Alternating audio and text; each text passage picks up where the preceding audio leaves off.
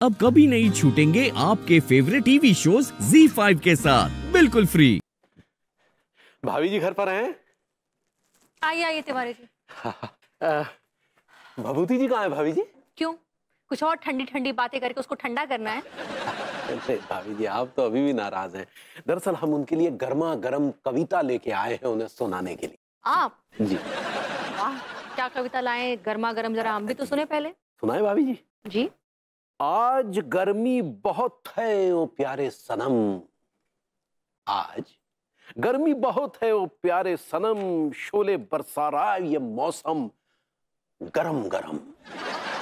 बातें करता हूं तो टपके अंगारे से हैं, भुने हुए लगे ये नजारे से हैं। लफ्ज भट्टी में भुन भुन के निकले हो जैसे, लफ्ज भट्टी में भुन भुन के निकले हो जैसे, ये विचारों की गरम गरम आंधियां जब चलती है तो जलाती है बदन मेरा। इश्क की गरम गरम आंच पर सेंक दूं जज्बात की गरम गरम रोटियां, नरम नरम रोटियां। बस बस तिवारी जी बस, आपकी इतनी गर्मा गर्म कविता सुनकर तो मुझे बहुत गर्मी महसूस होने लगी है। बस करिए, अब और नहीं सुन पाऊंगी। गॉड। वैसे तिवारी जी मुझे बाद में रियलाइज हुआ ना कि आपकी भी जो प्रॉब्लम है ना वो बहुत जेन्युइन है, इसलिए मैंने भी अंगूरी जी के लिए एक ठंडी कविता लिखी है। इनफैक्ट आप आए तो मैं वही लिख ही रही थी। अच्छा, अरे वाह वाह, क्या बात है। सुनना चाहेंगे? इरशाद इरशाद। तेरे जज्बात की ठंडी आहें, ठंडी सिसकी, ठंडी कराहें। हाँ इरशाद इरशाद। हाँ इरशाद। हाँ। दे दे मुझको ठंडी पनाहें, डाल दे अपनी ठंडी निगाहें, पीछे पड़ी है ठंडी बलाएं, देखूं जिधर भी सब है खलाएं, सब है खलाएं, सब है खलाएं, सब है खलाएं।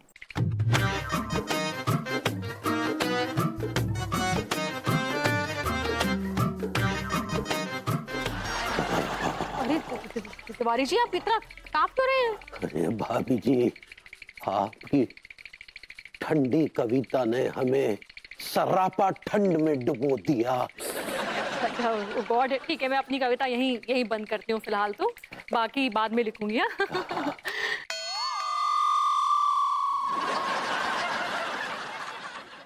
वाह भाभी जी वाह, क्या बात है। ठंडी कविता की क्या लाजवाब प्रस्तुति दी है भाभी जी आपने।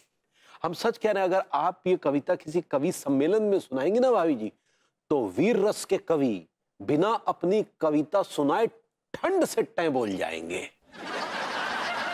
आंधियां चलने लगेंगी भाभी जी, शीत लहर आ जाएगी भाभी जी, शीत लहर। इसलिए हमारी आपसे गुजारिश है कि आप ये कविता गर्मियों में ही सुनाएं।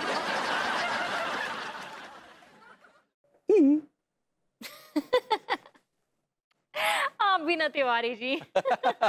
हम भी ना तिवारी भाभी जी। थोड़ा ज्यादा हो गया। नहीं भाभी जी, हम बिल्कुल सच कह रहे हैं। अच्छा खैर ये सब छोड़िए, ये बताइए कि अंगूरी जी घर पर है? अरे भाभी जी वो क्या, वो एकांतवास में गई है। हमसे कहने लगी लड्डू को भैया मैं अकेला छोड़ दो, फिर हमें भी उचित लगा। भभूति जी कहाँ है? वो भी एकांतवास में गया है, उससे ना मेरी प्रॉब्लम देखी नहीं जा रही थी, तो बोला वो किसी सुनसान एटमॉस्फेयर में रहना चाहता है, तो मैंने बोला ठीक है जाओ, तो वो चला गया। गोले ले लो, टीका के काले खट्टे गोले ले लो।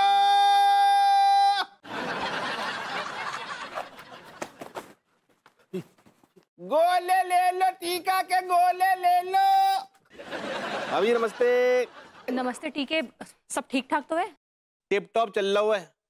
मेरा धंधो है ना, बहुत दौड़ रहा हो, भाग रहा हो, बहुत जोरदार कमाई आ रही है। 700-800 रुपए का गोला बेचेगा तो कमाई तो होगी ना। ये बता तुझे यहाँ बुलाया किसने, क्यों आया तू यहाँ? भैया मेरे पास में कॉल आओ तो कि जल्दी से जा गली में है ना गोलो लेके आ जा। मांगो। किसका कॉल आया? विभूति भैया को। हाँ व्हाट?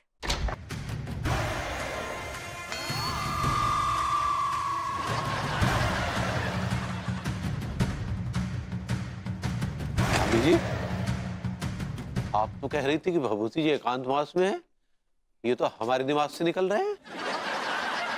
मुझे भी कुछ समझ में नहीं आ रहा है तिवारी जी, ये तो उसकी हालत तो देखिए, पूरा पसीने से तरबतर है। हाँ क्या हो गया भाई? क्या ऐसे क्या देख रहे हो? क्या?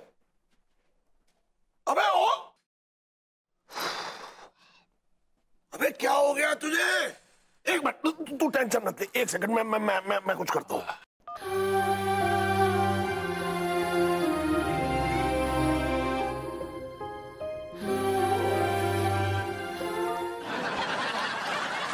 आज ऑलरेडी मेरा बदन बहुत जल रहा है। गाना सुना के और मत जलाइए वरना लपटें निकलने लगेंगी। एक गोला बना, काला खट्टा नहीं, काला खट्टा नहीं, तू खस बना। ओह माय गॉड भैया, अभी तक तो आप बर्फ के गोले से ना घबराते थे, कांपते थे, अब तो आप गोलो मांग रहे हो। ये का करिश्मा है? अरे टीका क्या बताओ मेरे भाई, मेरे जिस्म में आग धधक रही है, शोले फूट रहे हैं, अंगारे बरस रहे हैं यार। लेकिन ऐसा हो कैसे गया? अचानक से तुम्हारे बदन में ऐसे गर्मी कैसे पैदा हो गई? भाभी जी से। भाभी जी के नुस्खे से। एक्चुअली क्या है कि बातों बातों में भाभी जी ने बता दिया कि मोटल्लो मतलब सॉरी, आपकी अम्मा जी ने उनको एक जड़ी बूटी दी है जिससे बॉडी में ना सरप्लस गर्मी आ जाती है। तो मुझे लगा कि इस ठंडी को भगाने के लिए मेरे पास और कुछ चारा नहीं है, तो मैंने वो जड़ी बूटी। लेकिन तुमने जो एकांतवास की बात बताई थी वो? एक्चुअली मैं तिवारी जी के बेडरूम में घुस गया था। आप हमारे बेडरूम में? कब? कल शाम से। आप हमारे बेडरूम में सारी रात हमारे बेडरूम में थे? पलंग के नीचे। ये क्या बदतमीजी है भभूति जी? हमारी इजाजत के बिना हमारे बेडरूम में सारी रात रहने की आपकी हिम्मत कैसे हुई? एक्चुअली क्या है कि तिवारी जी, मुझे लग रहा था कि मैं एक बर्फ का पुतला बन गया हूं और मैं इंसान कम और पोलर बेयर ज्यादा हो गया हूं। और आप उस पाते हुए माफ कीजिएगा, इस सब के जिम्मेदार आप थे, जिम्मेदार आप हैं और जिम्मेदार आप रहेंगे। विभू इज राइट, आपको इनके ऊपर चलाने का कोई हक नहीं बनता है तिवारी जी। लेकिन भाभी जी, ये तो सरासर नाइंसाफी है। ये शख्स सारी रात हमारे बेडरूम में रहा हमारी इजाजत के बिना। तो भाभी जी, हमें तो ऐसा महसूस हो रहा है कि जैसे हमारे ऊपर कोई स्टिंग ऑपरेशन टाइप का कुछ हुआ है। घबराइए मत, आपके गिले कच्चे के अलावा मैंने कुछ फील नहीं किया और फील करने लायक है भी नहीं। एक्चुअली क्या है कि जड़ी बूटी खा के मेरी कब आंख लग गई, मुझे होश ही नहीं। एनीवे जो भी हुआ, कम से कम तुम ठीक तो हो गए। I am so happy. कम से कम अच्छा रहा भाई। ये इतना ज्यादा ठंडा हो रहा था कि मुझे गरम गरम गाना चलाना पड़ता था, जिसकी वजह से मुझे गर्मी लगती थी। अब उस समय बच गया। चल, तेरी भी परेशानी खत्म हुई और मेरी भी परेशानी खत्म नहीं हुई चाच। पहले मैं ठंड से परेशान था, अब मैं गर्मी से परेशान हूँ। टेक्स गोला ला यार, गोला। या ट्राइंग। ठीक है, क्या करे, जल्दी देना यार। ठीक है, जल्दी दो ना गोला। दे भाभी जी।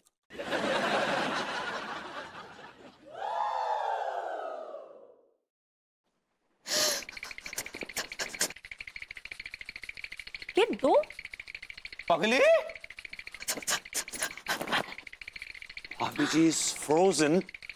मॉमी, ओह माय गॉड, अम्मा मोरी, ये सब चल क्या रहा है? ZEE5 ऐप डाउनलोड करें और देखें सारे एपिसोड्स बिल्कुल फ्री।